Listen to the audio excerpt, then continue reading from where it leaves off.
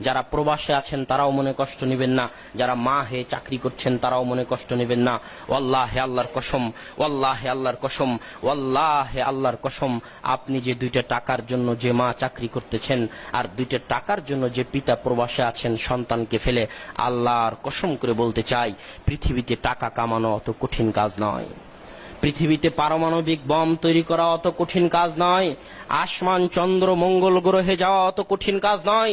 পৃথিবীর সবচেয়ে কঠিন কাজ, সবচেয়ে গুরুত্বপূর্ণ কাজ, সবচেয়ে দামি কাজ, সবচেয়ে চ্যালেঞ্জপূর্ণ কাজ হচ্ছে একজন ছোট সন্তানকে আদর্শ মানুষ রূপে গড়ে তোলা।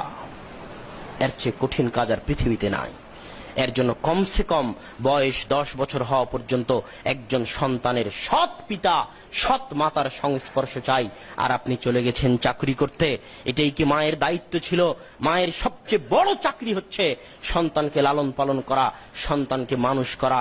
একটা কথা মনে রাখবেন, যারা বলে মা এবং বোনেরা ঘরে বসে থাকলে দেশ অনুন্নত হয়ে যাবে, তাদেরকে চ্যালেঞ্জ দিয়ে বলতে চাই, একটা মা যদি 20-25 বছর বয়স থেকে নিয়ে 60 বছর বয়স পর্যন্ত চাকরি করতে গিয়ে যে টাকা ইনকাম করবে, দেশ এবং জাতিকে যে উপকার দিবে, ওই মা যদি ঘরে বসে একটা সন্তানকে সৎ করে গড়ে তুলতে পারে, একটা সন্তানকে ইমাম বুখারী বানাতে পারে, একটা সন্তানকে যদি সালাহুদ্দিন আইয়ুবী বানাতে পারে, একটা সন্তানকে যদি সৎ করে গড়ে তুলতে পারে, তাহলে একটা সন্তান এরকম হাজারো লাখো মায়ের 24 ঘন্টা খেটে খাওয়ার চাইতে বাইরে পৃথিবীতে দুনিয়াতে দেশ এবং জাতির তার চেয়ে বেশি উপকার করতে পারবে।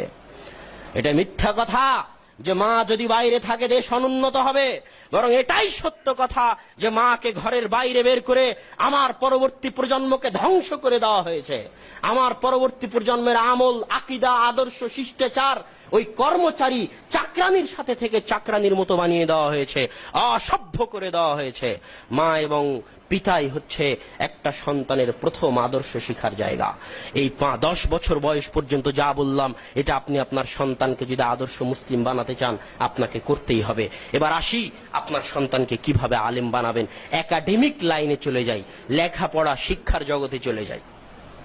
লেখাপড়া শিক্ষার জগতের প্রথম বাক্য মরা পর্যন্ত মনে থাকতে হবে এবং সন্তান সন্ততিকে ওসিয়ত করে যেতে হবে যে আউয়ালু তা'লিমিন তুআল্লিম ওয়ালাদাক হুয়াল কুরআন, হুয়াল কুরআন, হুয়াল কুরআন।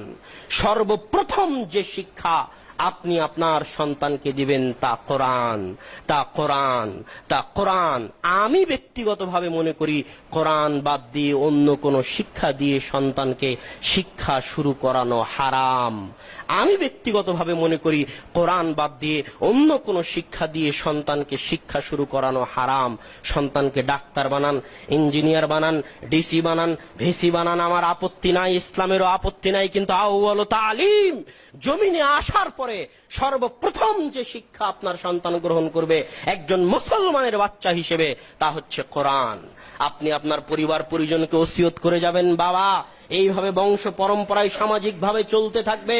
সন্তান দুনিয়াতে আসার পরে সবার আগে কোরআন শিখবে, তারপরে সে যেখানে যায় যাবে, এটা তার ব্যাপার। যা শিখবে শিখবে, এটা তার ব্যাপার। একজন মুসলিম পিতা হিসেবে আপনার উপর ফরজ, ফরজে আইন যে সর্বপ্রথম যে শিক্ষা আপনি আপনার সন্তানকে দিবেন তা হবে কোরআনের শিক্ষা।